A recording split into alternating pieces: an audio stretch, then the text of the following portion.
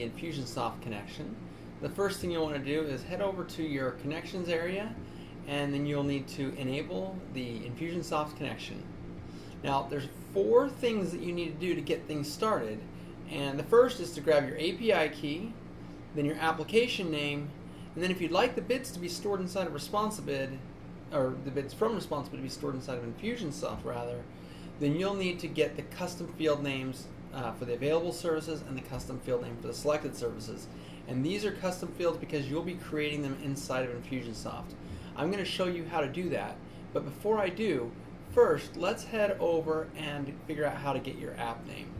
Your app name is going to be the spot right before, when you're logged in, before .infusionsoft.com. So you'll want to grab that, copy it, and paste it into the application name. Now, in order to grab the actual API key, that is going to be retrieved by going to Infusionsoft's super menu, then going to your admin settings.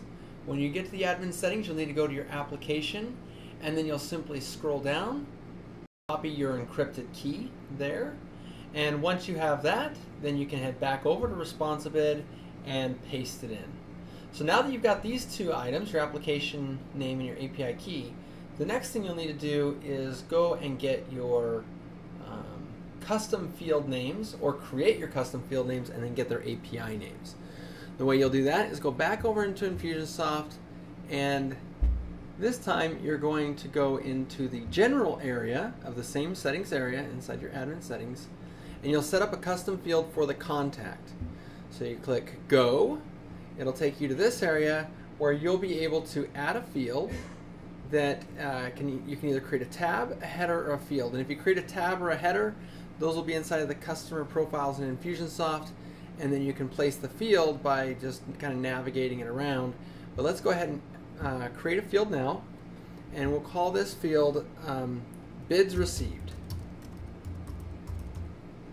Now, I would recommend that this is a text area, although you would be free to use a few different types. Text area will work the best. There are some advanced options, and that's basically where you can say which tab you'd like it to be under, and you can also select, if you select a tab, you can actually select the header that it would be under. So once you've set all that up, you'll be able to save the field, you'll be able to see where it is in relationship, and you can actually move it up and down. But now, when you do this, let's add this to ResponsiBid, and we'll put this in the contract agreement. Well, when I save this field, now I can go over to the View Field Database Names, and when I look in here, I'll be able to actually keep scrolling until I find what it is that I'm looking for. And there's bids received, my text area. So I could actually copy that and head back over to ResponsiBid, where I could paste that in. And then we can do the same thing for custom field for the selected services. So once you've done that for both of those, this will be the field where every time a bid is given, all bids will be put into Infusionsoft, and in this one, any bids that the customer selects or that you select as you're building out the proposal to book a job, those will go into that field. I'll show you what that means in a minute. The final area you need to know is how to apply and remove tags based on the status and ResponsiBid. So what we've done is we've made it so that any statuses that you have inside of ResponsiBid will be available to you to assign or remove tags. And the way that works is that you can either put in one tag number or several by comma separating them. So how does that work? Well, if you head back over to Infusionsoft and you look in the CRM settings, there is a section called tags, and here is where you can find the tags that you like and you can copy them. So you can just copy that number. 756 represents the 14-day free trial, and when we go back into here, we can just say that anytime we have a closed bid, we're going to go ahead and give it that tag, and we could put a comma and add another tag. And we might want to remove other tags, and we could do that by just simply grabbing those different items. So now that we've done that, let's go ahead and click Save.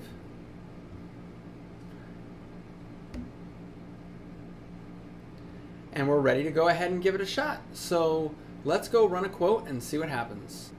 Alright, so here we are inside of a test account with Cooper Mundy, and I want to test our Infusionsoft connection.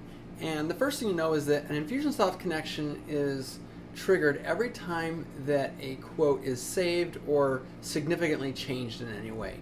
So I'm going to go ahead and just by changing it to the closed status and selecting a package for deluxe carpet cleaning, the date is sort of irrelevant, but the fact that I've selected this package is important. So I'm going to go ahead and close it some date in the past, and I'm going to click on the Book It. So now that it's closed, let's go ahead and look inside of our CRM for Cooper.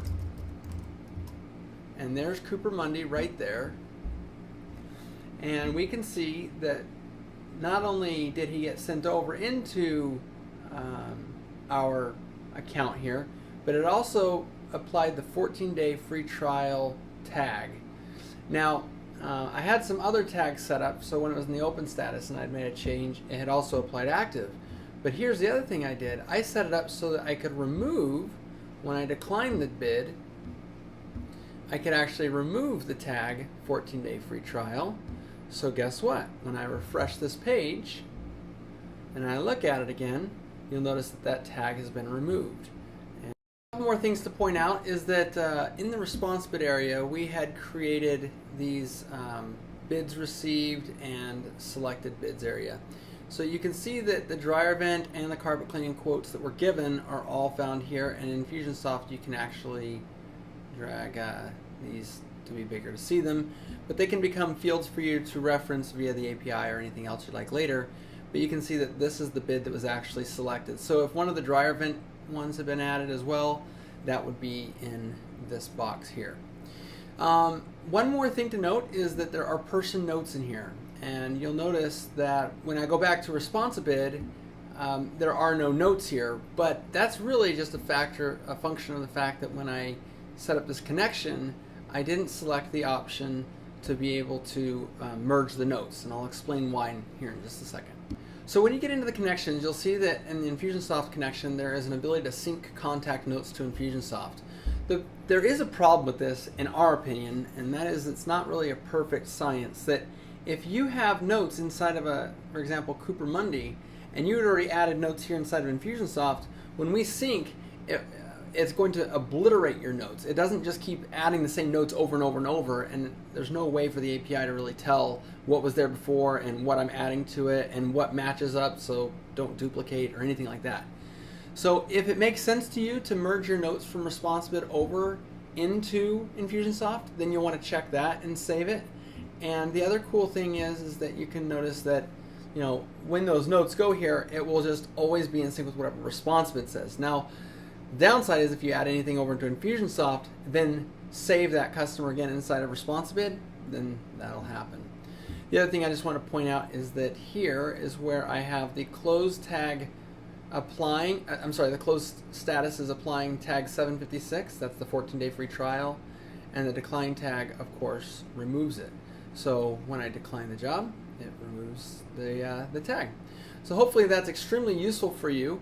And if you have any other questions, never hesitate to reach out to us through our chat, and happy ResponsiBidding.